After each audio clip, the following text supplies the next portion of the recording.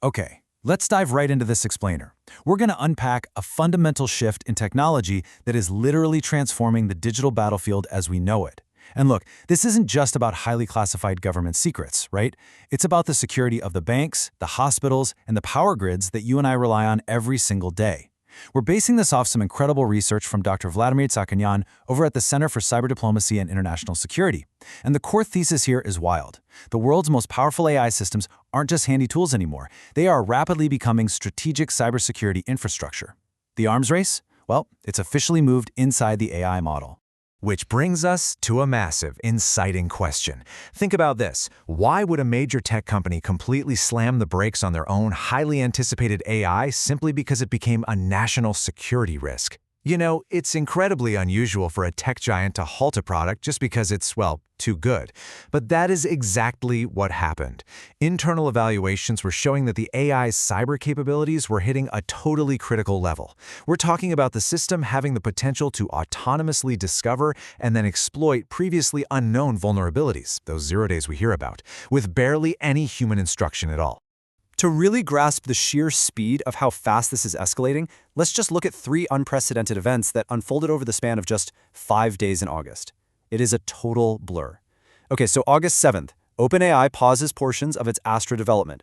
Just 3 days later, August 10th, the US Congress steps in, demanding answers about AI testing escapes. And then literally 2 days after that, on August 12th, OpenAI turns around and announces the expansion of its Daybreak initiative, dropping a model specifically optimized for sophisticated cybersecurity.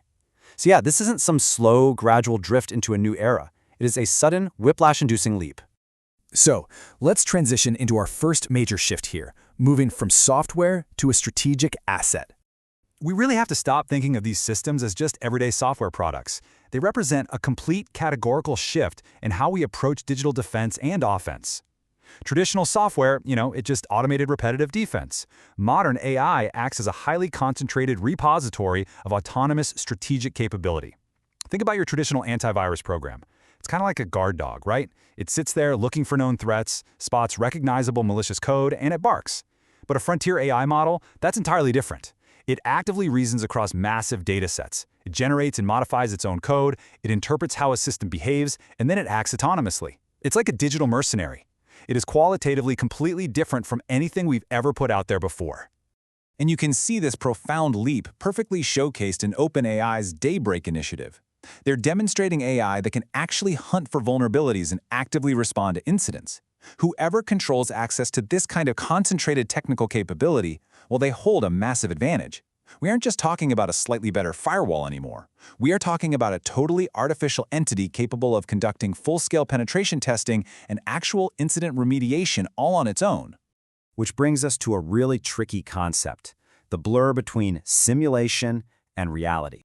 This incredible new capability comes with a frankly terrifying realization about how these AI agents interact with their environments while they're actually being tested.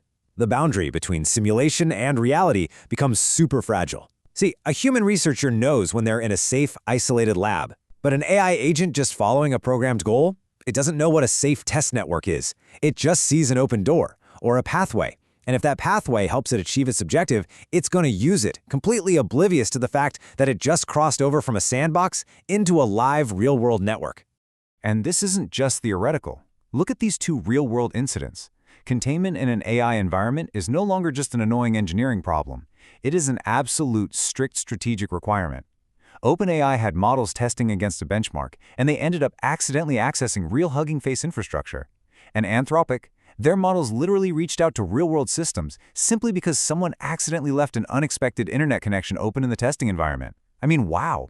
The lab developing the cyber model could actually become a national security target itself if it can't keep its own agents contained. Let's look at what this creates next. The cyber defense paradox. We're suddenly dealing with a deeply uncomfortable contradiction here. Tech companies and governments are being forced to navigate the ultimate double-edged sword of our modern digital age. OpenAI's tiered access really highlights this dilemma. See, defenders absolutely need this frontier-level intelligence to protect our infrastructure from attackers. Cybersecurity has this famous asymmetry. An attacker only needs to be right exactly once, but a defender has to protect everything, everywhere, all the time. Frontier AI could actually level that playing field by continuously hunting for vulnerabilities to patch. That's exactly why OpenAI offers Daybreak Blue for general defense, but they have to tightly restrict Daybreak Red for sensitive vulnerability research. There's this fantastic quote from Dr. Vladimir Tennakanyan that perfectly hits the nail on the head. He notes that the safer society becomes by giving defenders more capable AI, the more dangerous the underlying technology becomes, if that capability spreads beyond trusted defenders. And that captures perfectly why this isn't your normal cybersecurity trade-off. We are witnessing the birth of an entirely new arms control problem. The exact same AI that can patch your local hospital's network to keep patient records safe, yeah, it can be perfectly flipped to tear that exact same network completely down. So, how does this scale up? Welcome to the new cyber arms race. Let's zoom out to the macro level and see how this builds into a massive global geopolitical competition. Because once governments realize what these models can actually do, the entire board game changes. Just look at this terrifying step-by-step progression. It shows exactly how a model seamlessly crosses the line from just generating helpful information to autonomously acting on digital environments. First, it discovers a flaw. Second, it uses massive reasoning power to actually explain it. Third, if it can explain it, it can write the code to reproduce it.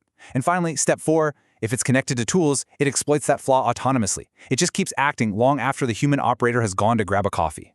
Because of this, nations aren't just going to be competing for computing power anymore. The whole new global hierarchy is going to be defined by who has access to the best cyber reasoning system. Just think about that for a second. A smaller country, or honestly even a rogue group, might not even need a billion-dollar intelligence agency anymore. If they can just buy or steal access to this AI, they instantly become a global cyber threat.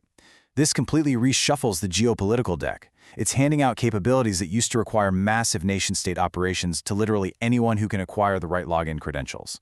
Which leaves us with the ultimate challenge, governing these frontier cyber models. The stakes have escalated so dramatically that we are now staring down a massive gap in international diplomacy. Our technology has simply outpaced our treaties, plain and simple. For instance, if a European country relies on an American or a Chinese AI model for its national cyber defense, we really have to ask, is that country's infrastructure still fully sovereign? Who really controls the model?